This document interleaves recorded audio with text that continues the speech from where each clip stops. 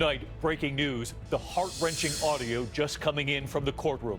The Bible study and the survivor calling for help. And the chilling video tonight of the gunman in his backyard. Also tonight, 2 officers shot moments after they tell the suspect to pull his hand out of his pocket. Attacks on American officers on the rise. Also breaking, the massive email breach tonight. Authorities now saying 1 billion users had their personal information put at risk. Names, addresses, emails, and passwords. President-elect Donald Trump huddling with tech titans today, many of whom publicly supported Hillary Clinton. What he told them today. New and stunning images from Syria tonight. Families trapped, the efforts to escape, the desperate calls for help. The Arctic plunge, 100 million Americans, temperatures below zero coming. And celebrating one of America's favorite dads. This is ABC World News Tonight with David Muir.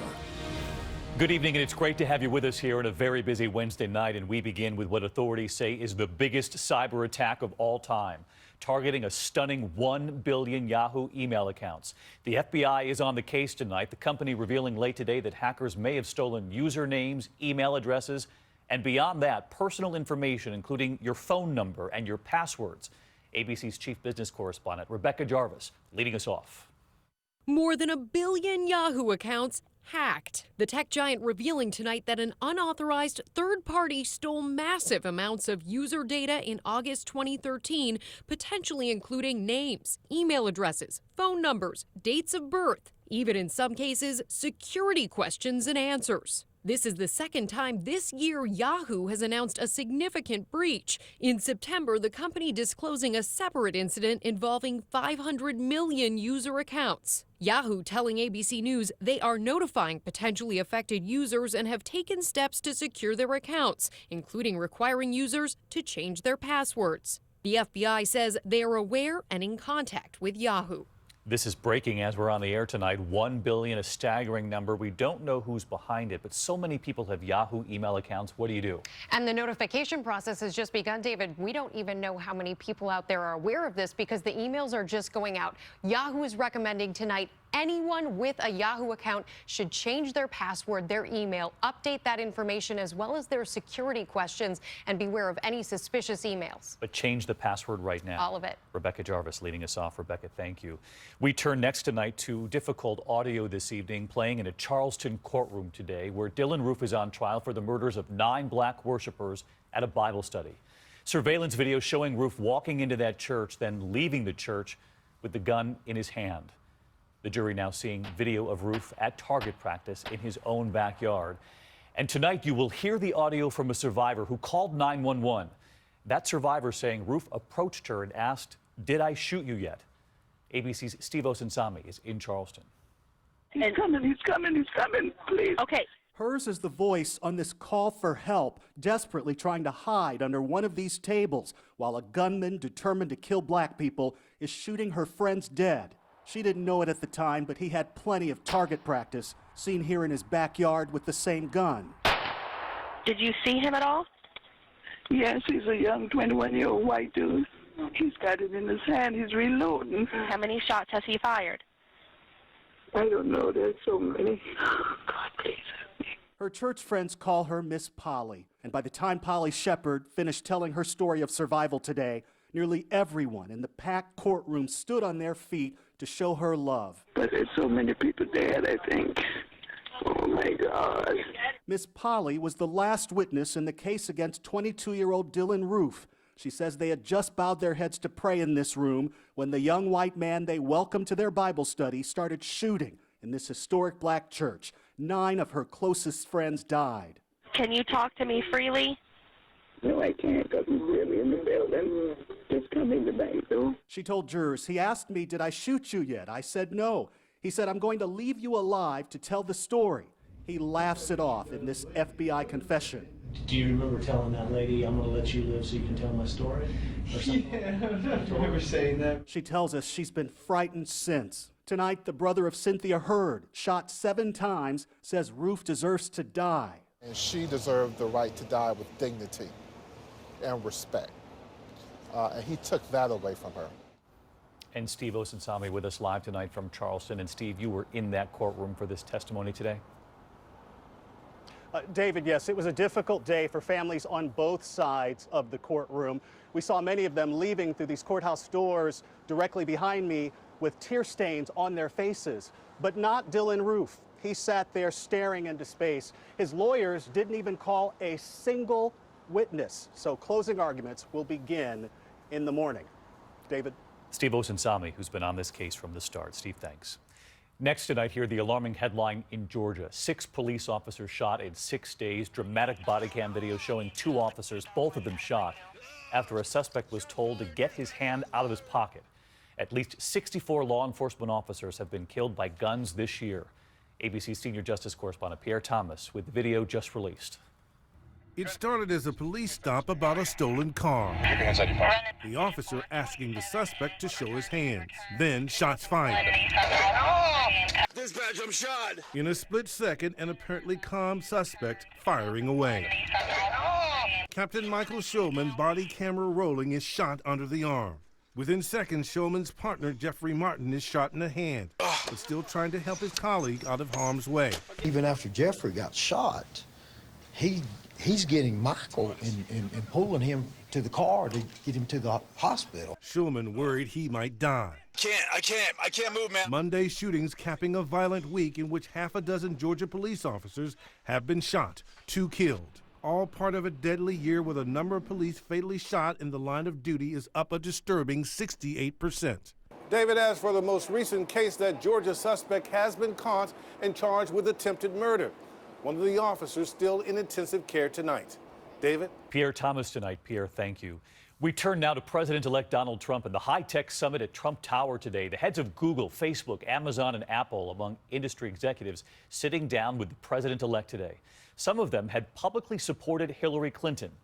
Tonight, what the president-elect told them in that room, as he also defends his pick for Secretary of State. And this evening, how Russian TV is now responding to Mr. Trump's choice of Rex Tillerson. Here's ABC's Tom Yamas. Today, Trump Tower turning into Silicon Valley. The president-elect summoning the leaders of Amazon, Google, Facebook, PayPal, and Apple, some of whom publicly supported Hillary Clinton. We're going to be there for you, and you'll call my people, you'll call me. It doesn't make any difference. We have no formal chain of command around here. But as Trump welcomed tech leaders, he's also defending his pick for Secretary of State Rex Tillerson, amid charges that Tillerson is too tight with Russian President Vladimir Putin. Rex is friendly with many of the leaders in the world that we don't get along with, and some people don't like that. They don't want him to be friendly. That's why I'm doing the deal with Rex, because I like what this is all about. And apparently so does Russia. Rex Tillerson. TV newscast there reporting there are few Americans who have such good relations with the Russian president. The relationship built during Tillerson's years as the CEO of ExxonMobil. One pro-Kremlin commentator telling the Wall Street Journal Tillerson's nomination is, quote, some kind of Christmas gift from the American people to the Russian people. Putin himself sounding eager to meet Trump face-to-face, saying, quote, we're ready at any moment here. From our side, there are no problems. Tillerson now bracing for what could be a challenging confirmation hearing. It would only take 3 Republicans to block his nomination.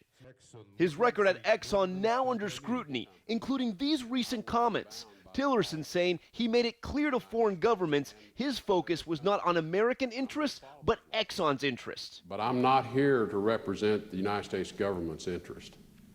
I'm not here to defend it, nor am I here to criticize it. That's not what I do. I'm a businessman. Trump's decision to pick Tillerson means that for the first time in 24 years, there are no women or minorities in the top 4 cabinet positions. And Tillerson is one of 10 millionaires and billionaires named to the administration so far. Tom Yamas with us live tonight from Trump Tower. And Tom, you were telling us there's also news tonight about those classified intelligence briefings for the president-elect. Yeah, and just this weekend, Donald Trump was downplaying their significance, saying he's a smart person. He doesn't have to be told the same thing every day. He was receiving them on 1 every week, but now that's changing to 3 times this week. We asked the transition team why. They say they're just changing protocol. David? Tom Yamas with us again tonight. Tom, thanks. There is also news tonight involving the president-elect's choice to lead the Department of Energy. His choice of former Governor Rick Perry comes amid a standoff this evening with the department. Mr. Trump, during the campaign, repeatedly saying he doesn't accept climate change as scientific fact.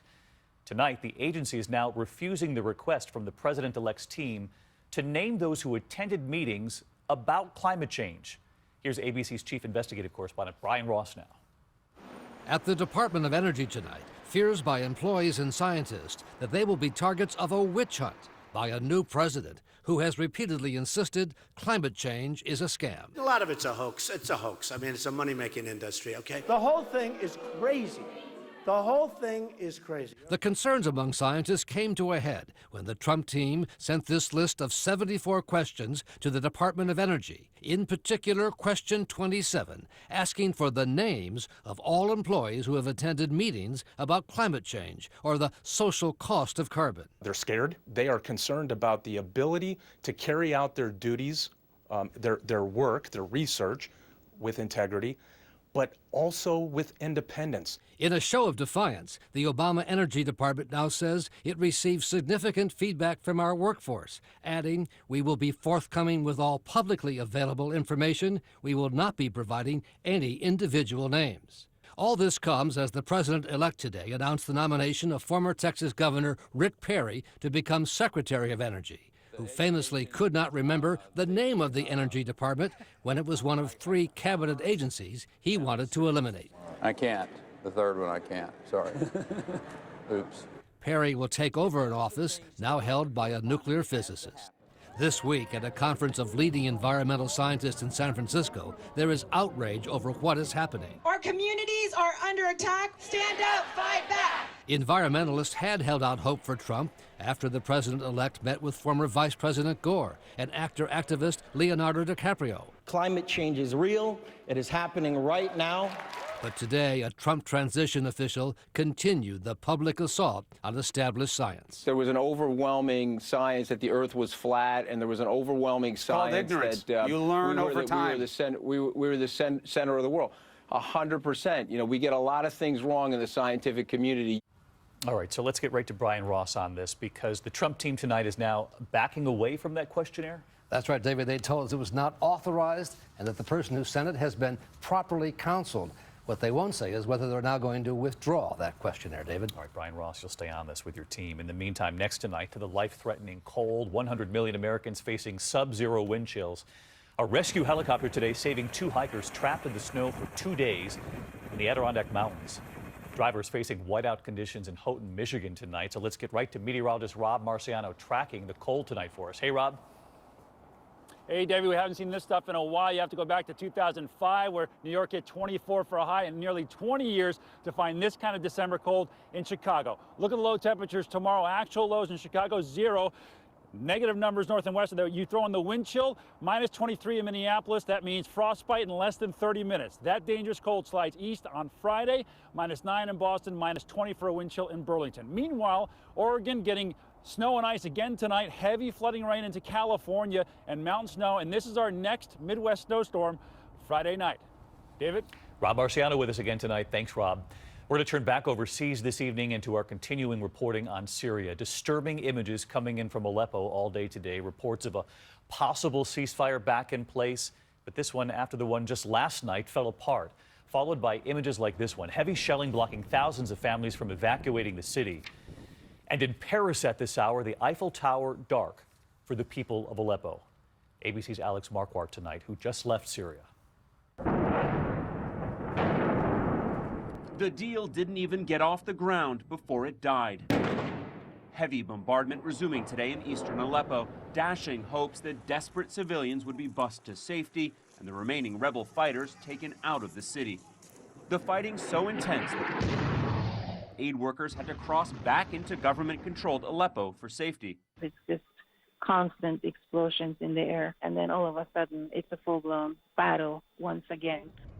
The rebels still hold a tiny sliver of territory in this pivotal battle for Syria's biggest city. Tens of thousands of civilians have escaped the fighting, while thousands more, many of them anti-regime, are believed to be inside and too afraid to flee. Along with doctors and activists, they've been sending frantic messages calling for help. For my activity, and I will be executed or tortured until death. There are hopes that this ceasefire can get back on track, maybe even as soon as tonight. But as we've seen, everything is so fragile, so complex because of all the different actors on the ground. David? Alex Marquardt in the region for us tonight. Alex, thank you. And back here at home, and to a sign the economy is improving, the Federal Reserve today raising interest rates 0.25%. Rates on credit cards going up. For every $1,000 balance, you'll pay about $25 more a year. The biggest impact, economists say, is on mortgage rates, which are already rising in anticipation. Homeowners getting a new $250,000 mortgage on a home would pay about $100 more a month.